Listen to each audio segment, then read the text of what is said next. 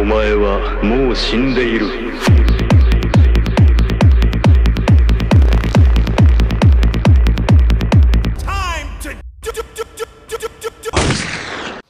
Bonjour à toutes et à tous et bienvenue dans une toute nouvelle vidéo avec comme invité si présent Padge alias Pierre-Alain Degarrigue.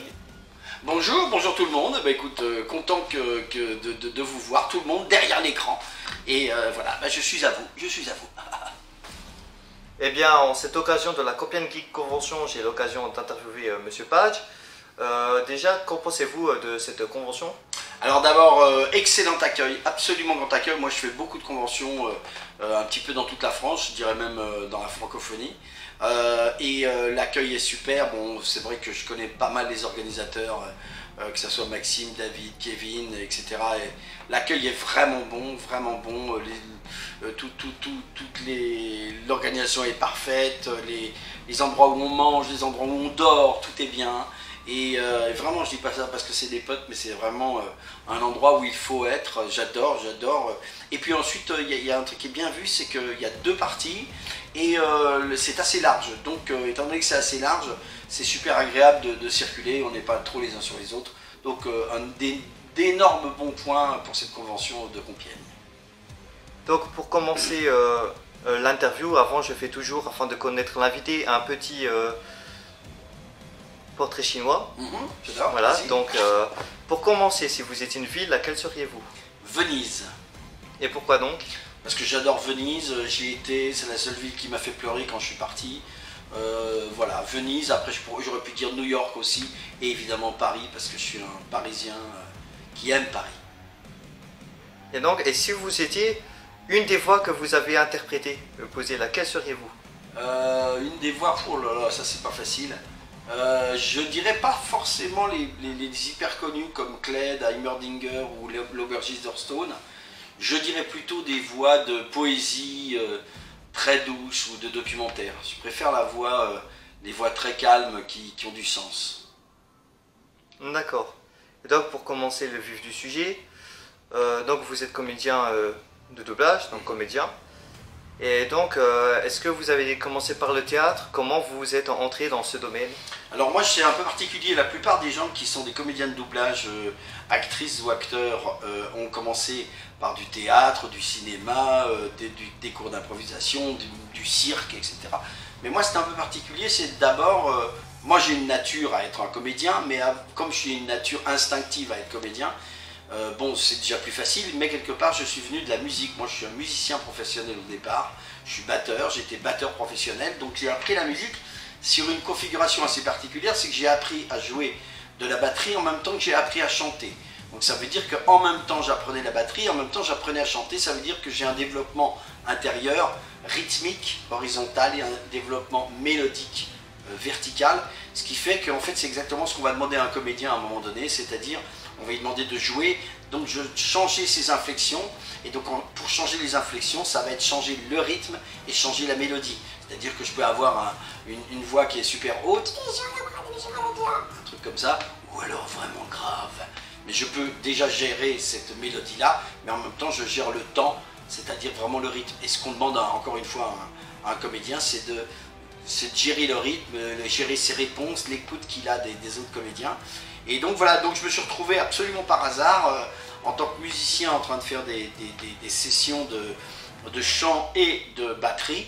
Et un jour, par hasard, quelqu'un avait besoin de remplacer au pied levé un comédien qui n'arrivait pas à faire une scène ou une publicité. Et j'étais à côté dans le studio. Et donc on m'a sollicité pour venir essayer. Et ça a tellement bien réussi que 35 ans après, ben, je continue à vendre beaucoup de choses au niveau de la publicité, à faire plein de films, des jeux vidéo, des films d'entreprise. Voilà, il y a un champ de possibilités dans la voix qui est énorme. Et voilà, je suis un peu spécialisé maintenant, même si je viens de la musique, je suis spécialisé dans l'utilisation de ma voix sur plein de supports. D'accord, donc la musique, vous avez plusieurs parties différentes. Donc à la fois musicalement que vocalement, lors des doublages que vous interprétez? Bah, j'utilise le sens musical. Moi, j'ai une grosse oreille, quoi. Ça veut dire que quand je vais travailler, les inflexions que je vais prendre, je vais les traduire en musique. Si je fais par exemple bonjour, comment tu vas? Ça fait tintin, patatatin. Mais je peux faire aussi bonjour, comment tu vas? C'est tintin, tatatata. Là, je le traduis toujours en notes. Tintin, tatatata, tintin, tatatata. Toutes les 5 premières notes sont pareilles et les 2 dernières notes sont différentes. Donc moi je vais traduire ça comme ça. Et la plupart des acteurs travaillent de cette façon-là, c'est-à-dire que c'est une histoire d'inflexion, une histoire d'oreille. C'est vraiment une histoire de musicalité. En fait, plus on est bon musicien, plus on peut être bon comédien. D'ailleurs, sans comparer, mais on voit d'excellents et extraordinaires musiciens qui sont des très très bons comédiens. Quand vous voyez ce que fait Lady Gaga, par exemple, en ce moment-là, mais parce qu'elle a un sens de la mélodie, quoi. Elle sait comment il faut se placer au niveau de la voix. Oui, c'est vrai que le film de Lady Gaga l'a fait quand même cartonner, donc... Mais c'est la grande classe, quoi. Mais il y en a beaucoup hein, qui sont comme ça, vraiment des musiciens qui sont des très bons comédiens. Et les comédiens qui sont musiciens, c'est un vrai plus, un vrai plus. Oui, notamment un jeune comédien qu'on connaît très bien dans le domaine, c'est Enzo Razzito. Ah bah Enzo... Qui est musicien. Oui, bah Enzo est un pote en plus, moi je travaille beaucoup avec lui, hein, je fais des animes avec lui et Enzo. Bah oui, voilà l'exemple de quelqu'un qui va écouter, mais la plupart des DA, c'est-à-dire les directeurs artistiques, on en a ici deux, Donald Renew et Benoît Dupac, sont des gros exemples. C'est des gens qui savent chanter, qui savent utiliser leur voix dans un sens mélodique. Il faut faire très attention à ça, c'est pas qu'une histoire d'émotion, c'est une histoire d'émotion couplée à la mélodie, ou plutôt une histoire de la mélodie couplée à l'émotion.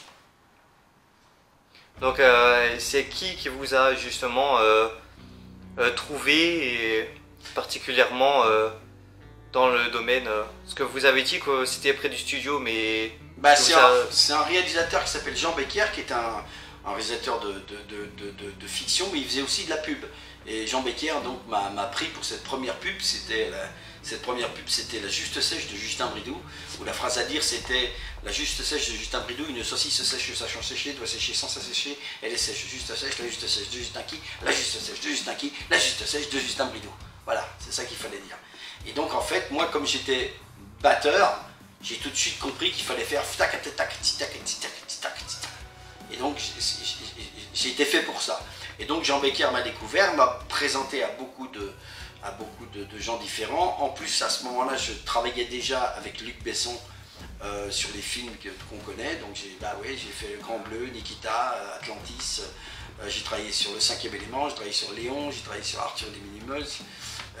Donc voilà, j'ai travaillé avec Luc et donc voilà, donc c'était des rencontres qui ont été extrêmement importantes pour moi, que ce soit Jean Becker au niveau de la pub, Luc Besson au niveau du cinéma, et puis ensuite j'ai rencontré beaucoup de gens qui étaient des gens qui travaillaient dans la publicité. Moi je suis un peu un gros spécialiste de la publicité parce que j'ai fait énormément de pubs.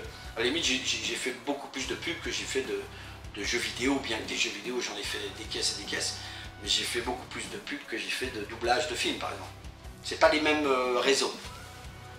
Oui, et c'est vrai que vous faites ces derniers temps, quand on regarde la liste de ce que vous doublez beaucoup de personnages secondaires, pas forcément principaux. Oui, bah, j'ai remarqué. Après ça dépend, encore une fois, c'est les réseaux. Après, moi, comme je suis étiqueté entre guillemets un peu monsieur pub, les gens qui s'occupent des grands films n'ont pas le réflexe de me dire on va prendre Patch pour faire un premier rôle parce qu'ils n'ont pas l'habitude. Vous savez, c'est comme nous, si je ne vais pas avoir l'habitude de travailler, si c'est moi qui décide sur une publicité, je ne vais pas avoir l'habitude de travailler avec des gens qui font du doublage, je vais prendre des gens qui ont vraiment l'habitude de la publicité. Voilà. Donc c'est un peu des champs de travail différents, mais on s'entend quand même tous bien, donc voilà. Mais c'est vrai que je ne suis pas dans des gros rôles de doublage, alors que en jeu vidéo, j'ai des gros rôles de jeux vidéo. Oui, notamment l'aubergiste Thurstone. Bah oui, qui a été un... C'est ce qui l'aubergiste Thurstone, pour ceux qui ne connaissent pas, donc je le dis, c'était ce personnage qui ouvre le jeu Hearthstone et qui dit « Bienvenue à l'auberge, approchez-vous près du foyer, il y a toujours de la place pour un congénère de plus !» etc. et qui faisait aussi « Légendaire doré !» Et cette voix-là, elle ouvrait le jeu Hearthstone, et donc... des centaines de milliers de personnes l'entendaient chaque jour, parfois très longtemps. Ceux qui jouaient 4-5 heures l'entendaient tout le temps. Et donc, évidemment, ça a été un énorme plus au niveau de la notoriété. Et voilà, ce sont des gros jeux. Après, j'ai fait des gros jeux aussi comme Star Wars, Oblivion, Portal, qu'est-ce que j'ai fait d'autre, LOL.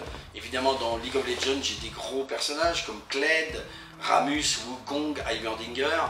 Et pour ceux qui jouent, voilà, c'est des références qui sont importantes. Et donc voilà, ça me fait plaisir de pouvoir en une journée passer d'un petit vieux ou d'un lapin crétin à un brigand de Diablo, en passant par une pub, en passant par un documentaire, en passant par des chansons ou des émissions de télé. Voilà. Notamment Grisy, dans Grisy l'élément. Ah, alors Grisy, j'ai été super fier de faire Grisy parce que pour ceux qui connaissent Grisy, c'est une boîte française qui fait ça. Donc c'est une boîte française qui fait ça et c'est un des dessins animés les plus vus au monde. Alors pour ceux qui ne connaissent pas, en fait, Grisy, qui est un ours qui se fait embêter par des lemmings, des sortes de petits rats ou castors, je sais pas comment, au Canada, et il n'a que des réactions, des... Donc ce qui est assez difficile parce que sur 7 minutes on n'arrête pas d'avoir des réactions, c'est très énergétivore, je dirais, ou énergivore. Et voilà, et je suis super content de faire ça parce que le studio, il va sortir bientôt un long métrage et on va entamer la 4e saison. Mais c'est un des dessins animés les plus vus au monde, donc c'est incroyable, quoi. D'accord, en tout cas, merci à vous pour cette participation. De rien, avec plaisir. Et bisous à tous et n'oubliez pas, abonnez-vous, hein. Abonnez-vous, la cloche, la totale. Sinon, c'est moi qui viens vous chercher.